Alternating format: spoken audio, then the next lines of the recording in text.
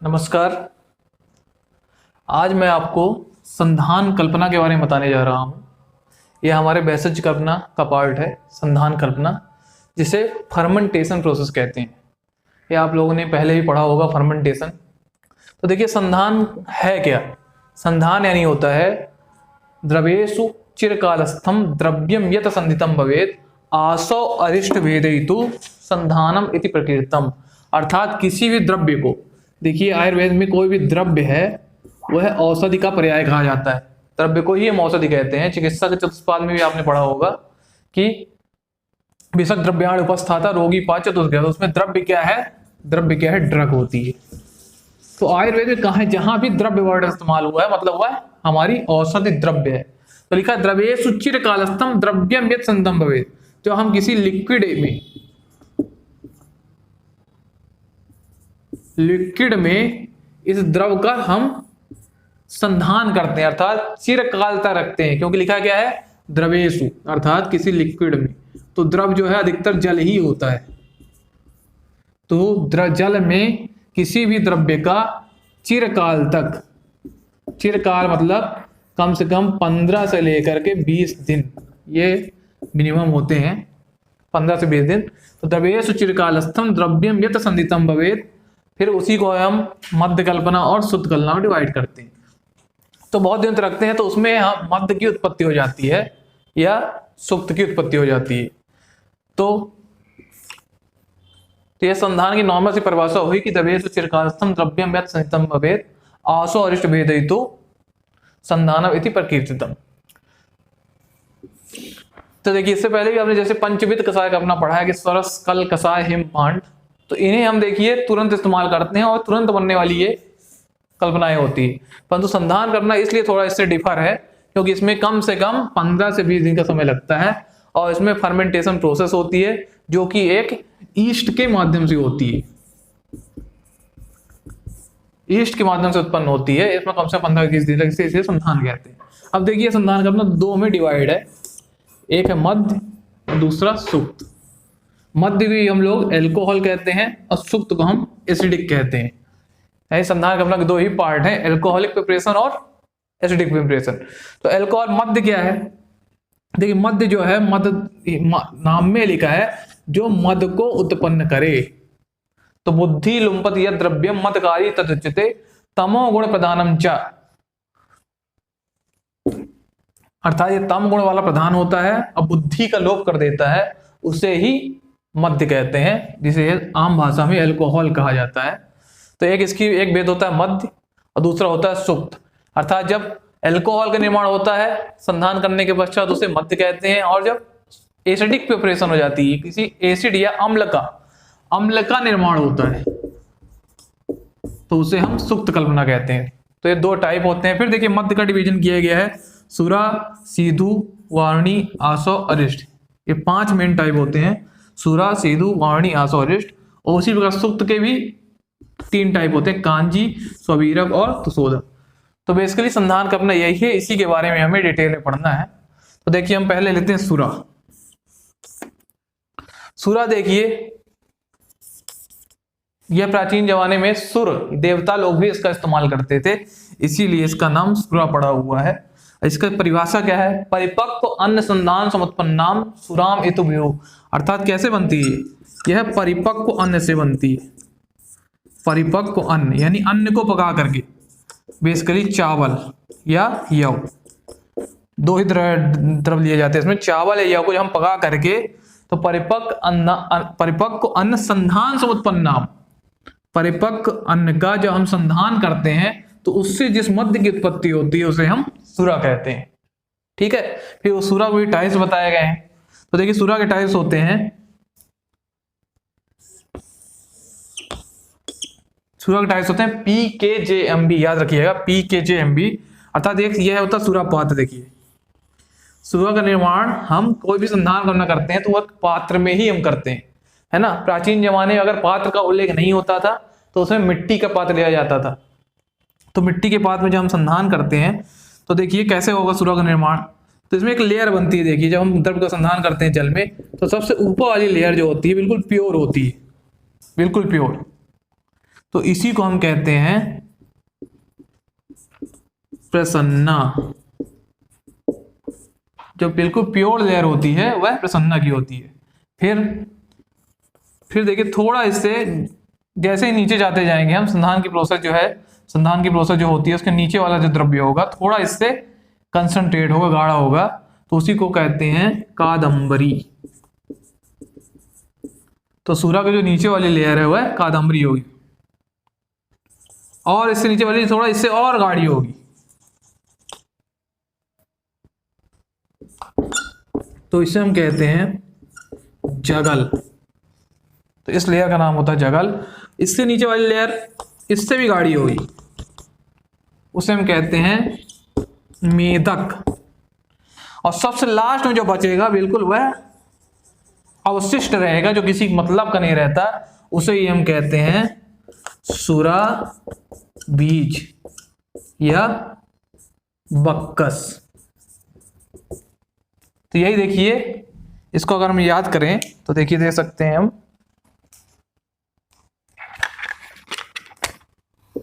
P के जे M और ये बक्कस है तो मतलब भी। तो पी के जे एम बी से याद रखना है आपको, प्रसन्ना, कादंबरी, जगल, मेदक और बक्कस ये सब सुरा के ही भेद कहलाते हैं, जो कि ऊपर से नीचे अर्थात ऊपर से नीचे जाएंगे तो यह इनका कंसंट्रेशन जो है वह बढ़ता है। देखिए गाढ़े होते जा रहे हैं, और जो प्रसन्ना होता है वह प्योर अल्कोहल होता है, यह 100% प्योर अल्कोहल है। तो इस प्रकार आप याद रख जाएंगे कि सूरा जो होता है, इस प्रकार हम सूरा को देखते हैं। फिर देखते हैं, देखिए हम नेक्स्ट, ये हो गया सूरा हमारा कंप्लीट हो गया। अब नेक्स्ट देखते हैं हम, देखिए सीधू। सीधू क्या है? तो सीधू देखिए, सीधू का निर्माण जो होता है वह होता है इच्छू रस से,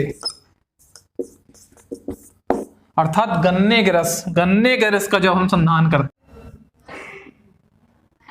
देखिए अब सूरा के पश्चात हम लोग देख रहे हैं सीधू। तो सीधू क्या होता है? सीधू जो होता है यह इच्छू रस के संधान से प्राप्त होता है। यहां भी देखिए सीधू में भी ऊ है, यहाँ इच्छू में भी ऊ है, अर्थात इच्छू रस के संधान करने के पश्चात जिस मद्य की उत्पत्ति होती है उसे हम संधान कहते हैं। अब देखिए सीधू भी दो प्रकार के होते हैं, पक्व रस सीधू और अपक्व रस सीधू। दो प्रकार के हैं, पक्व और एक अपक्व। अर्थात जब इच्छू रस को अर्थात गन्ने के रस को आप पका करके, उसे अग्नि में पका करके जब उसका संधान करते हैं, उसके पश्चात जिस मद्य की उत्पत्ति होती है उसे हम पक्व रस सीधू कहते हैं। और जब अपक्व ही आपके बिना पकाए ही उसका संधान कर देते हैं इच्छू के रस का, तो उसे अपक्व रस सीधू कहते हैं। देखिए अब इसके पश्चात हम देखते हैं वारुणी। वारुणी क्या है? तो वारुणी देखिए क्या होता है, यत्तु ताल खरजूर रसई संदिता वारुणी इति निगद्यते। अर्थात जो ताड़ या खरजूर के रस का संधान करने के पश्चात जिस मद्य की उत्पत्ति होती है उसे हम वारुणी कहते हैं। तो वारुणी में याद रखना है आपको, ताड़ एवं खरजूर के रस का, जिस प्रकार इच्छू में आपने देखा था, अभी सीधू में देखा था आपने, इच्छू रस का संधान करते थे अपन, उसी प्रकार वारुणी में ताड़ या खरजूर का, इसी वारुणी को ताड़ी या नीरा भी कहा जाता है, ये इसके पर्याय है। देखिए अब सबसे इंपॉर्टेंट आता है नेक्स्ट हमारा इसी मध्य की कल्पना में आसो और अरिष्ट। सबसे इंपॉर्टेंट यही है, अधिकतर आपने चाहे यूजी के एग्जाम हो चाहे पीजी के एग्जाम हो, सबसे ज्यादा आसो अरिष्ट ही पूछा जाता है कि आसो अरिष्ट क्या है, आसो अरिष्ट में डिफरेंट क्या है, तो ये हमें देखना है। तो देखिएगा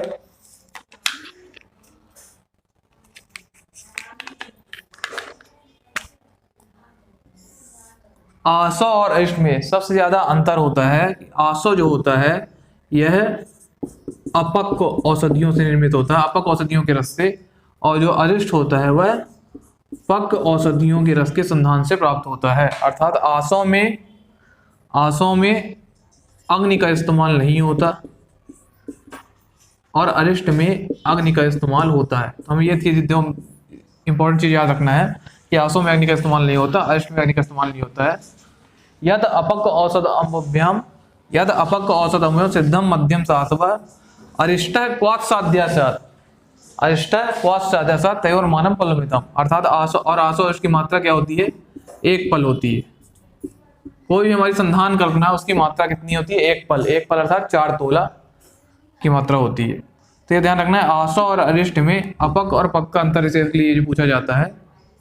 और इसमें श्रेष्ठ क्या होगा? तो देखिए, चूंकि हम ये अग्नि का संस्कार कर रहे हैं, अरिष्ट में अग्नि का संस्कार कर रहे हैं और संस्कारों ही गुणांतर धानम ही उच्यते, इसलिए आसव से अरिष्ट श्रेष्ठ होगा। ध्यान रखिएगा, आसव श्रेष्ठ होता है। तो आसव में अधिकतर जो है औषधियों के सरस का इस्तेमाल होता है और इसमें औषधियों के क्वाथ का इस्तेमाल होता है, और यह कम श्रेष्ठ होता है और यह अधिक श्रेष्ठ होता है। तो ये अंतर आसव श्रेष्ठ में अधिकतर पूछा जाता है। अधिकतर जैसे कनकासव हो गया, द्राक्षासव हो गया, अरिष्ट में अश्वगंधा अरिष्ट हो गया, दशमूल अरिष्ट हो गया। इस प्रकार विभिन्न प्रकार के हम योगों का इस्तेमाल हम आयुर्वेदिक चिकित्सा में करते हैं। और आसो की देखिए एक योनियां ही बताई गई हैं। आसो की 9 योनियां बताई गई हैं। उस 9 योनियों से 84 प्रकार के आसो बनाए जा सकते हैं। धान्य, फल, मूल, सार, पुष्प, कांड, पत्र, शर्करा, ये प्रकार के 9 प्रकार की योनियां होती हैं और उससे 84 प्रकार की हम योनियां बना सकते हैं। तो ये देखिए हमारा ये कंप्लीट हुआ मध्य वाला पार्ट। अब आ जाते हैं संधान का दूसरा पार्ट, सुक्त कल्पना में। अब सुक्त करना में देखिएगा,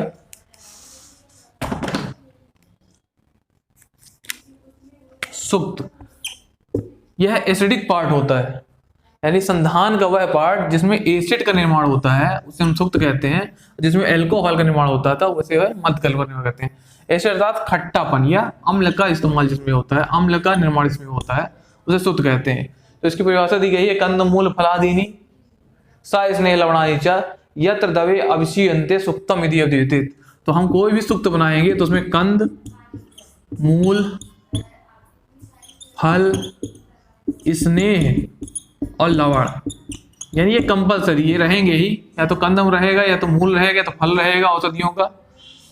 कंद में जैसे आलू हो गया, मूल में जैसे अश्वगंधा का मूल हो गया, या कोई भी मूली हो गई, सरसों, गाजर हो गया। फल में अनार हो गया, संतरा हो गया, किसी प्रकार का जो फल होता है तो कोई प्रकार का फल ले लेते हैं हम, उसमें फिर हम स्नेह और लवण को मिला करके जब हम उसका संधान करते हैं तो सुक्त का निर्माण होता है।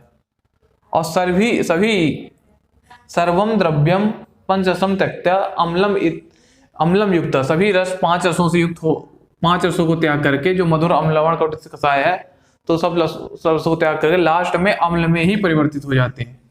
इसीलिए सर्वरस बाद में कुछ दिनों बाद संधान में अम्ल में ही प्रवेश हो जाते हैं, तो उसे ही सुक्त कल्पना कहते हैं। तो सुक्त में आपको बेसिकली याद रखना है, सुक्त मतलब एसिडिक पार्ट होता है और अम्ल कल्पना होती है। अब इसके भी 3 पार्ट बताए गए हैं, कांजी, स्वबीरक और दुशोधक। कांजी देखिए यह इंपॉर्टेंट ड्रग है। अधिकतर अशास्त्रीय शोधन द्रव्यों में कांजी का ही इस्तेमाल किया जाता है। कांजी हम शोधन कर्म करते हैं। तो कांजी क्या है? कुलमास धान मंडान संयुक्ता कांचका मृदु। कुलमास और धान्य मंड, कुलमास धान्य मंड संधिता कांचिका मृदु। कुलमास और धान्य मंड का जब संधान करते हैं तो उसे हम कांची कहते हैं। इसका देखिए हम स्वबीरक और तुशोधक, ये दोनों ही यव की कल्पना है।